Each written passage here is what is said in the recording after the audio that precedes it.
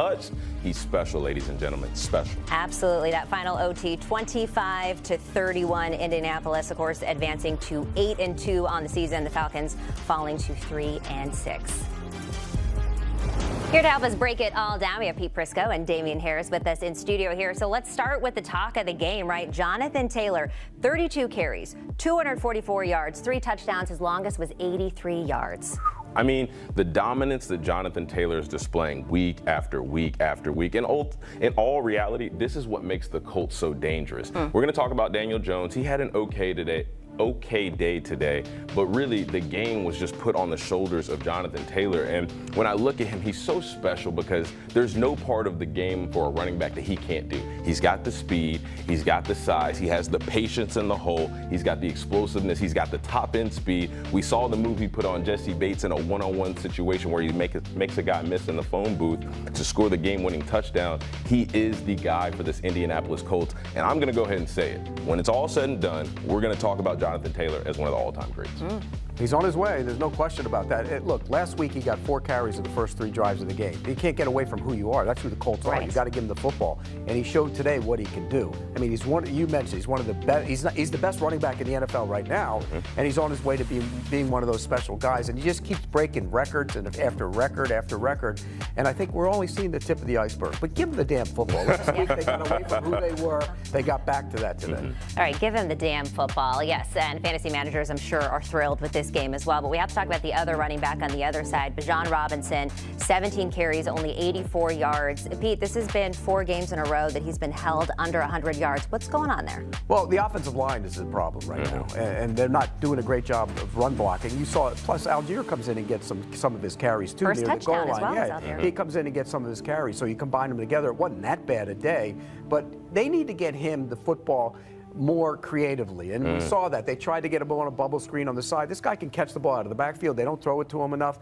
I would be using him a ton more than they are using him right now. And even as a mismatch, right? You line him up out wide, you let him run these choice routes, these routes that go down the field. We used to call them Porsche routes, which was like a running back fade if you line him up in the slot or line him up near the hash. Create mismatches with Bijan Robinson because he's too big for you to put a secondary guy on him. He's too fast and explosive to put a linebacker or a safety on him. Just get him the football in any way you can. Move him around the formation, have him start on one side and go to the other, have Tyler Algier in the backfield as well. That way Bijan can just be some eye candy, and then you can increase your chance of having successful plays if you give the ball to Tyler Algier. But at the end of the day, the Atlanta Falcons offense needs to run through Bijan Robinson. Whether he's a decoy or whether he's getting the ball every single play, he's got to be the guy. All right, let's talk about the quarterback play. Daniel Jones has been having a hell of a season. I guess we could say even some people have nicknamed him Indiana Jones. And we were talking in the pre-show a little bit. You said he's finally starting to expose himself. Talk to me more about that. Well, let me mince some of those words because he didn't play a bad football game today. The problem is he's getting hit. The past 2 weeks, he's probably taken close to 15 sacks. He took over 7 today, and that's starting to affect who he is. Now, Daniel Jones, we've seen when he's got a clean pocket and when he can stand there and dissect the defense, he's delivered the ball as well as anybody else in the National Football League this season. But again, any quarterback taking that amount of hits, and we know Daniel Jones is not the most athletic guy in the world. He can't escape some of these sack opportunities for the defense. You just have to keep the pressure off of him, and then that allows Daniel Jones to be Daniel Jones. But whenever he faces so much pressure, then he starts to regress a little bit into the Daniel Jones we saw in New York. Yeah, 13 sacks in the last 2 weeks. That's way too many. Yeah. Way too many. And you would think with their ability to run the football that you wouldn't have that many sacks. And it tells you that they're getting beat up front in certain situations. Now, the Falcons have some good young pass rushers, but the bottom line is they got to protect him better. If he didn't run a bunch today, it would have been even more. He escaped a bunch of pressure. So it is a concern. The offensive line had been really good in pass protection. Last 2 weeks, not so good. Oh, so let's look at the other side. Michael Penix Jr. here, only 177 yards through the air, Pete. 1 interception. Clean game. 1 touchdown, no interception. What do you think of his performance today? It's just okay. I think he had some pressure where he had to get outside the pocket and make some plays, and that's not necessarily what he wants to do. That's not his game. So he did get flushed a couple times.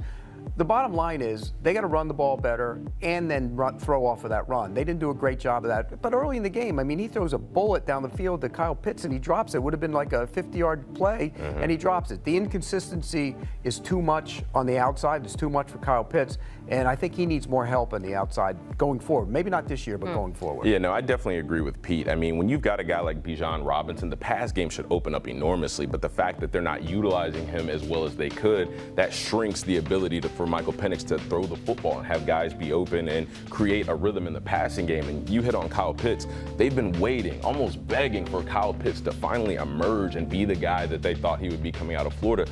That hasn't happened yet. He's a key piece that they need in order to have the success that they need to have. I mean, look at Tyler Warren on the other side of the football, you know, for the Indianapolis Colts. He's a young tight end who has figured it out so early in his career, and he's a valuable asset to Daniel Jones. Well, that's what Kyle Pitts needs to be for Michael Penix. He's got Drake London, who he went for 100 yards and a touchdown. He's been outstanding all season long, but he needs more. Yeah. He needs help from Kyle Pitts. He needs help from the entire run game, starting with Bijan Robinson, but filtering down to the offensive line to create lanes in this passing game. By the way, we can stop now that the Falcons are going to push the Bucs in that division. That's done. It's over.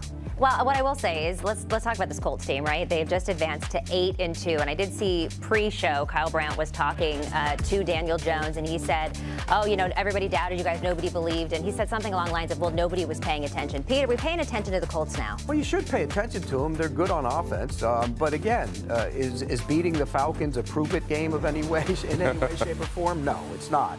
Their schedule gets tougher. They have the Chiefs coming up. We'll know more about the Colts when they play the Chiefs, and then we can, if they beat the Chiefs, then we can sit here and say, okay, everybody back off. The Colts are legit. They're a legit Super Bowl contender. Yeah, I agree with Pete. I mean, obviously what we've seen of this Indianapolis Colts team so far has superseded our expectations. You know, with the quarterback change, getting Daniel Jones, it's been very, very impressive, but their schedule does get tougher. They're going to play stiffer competition.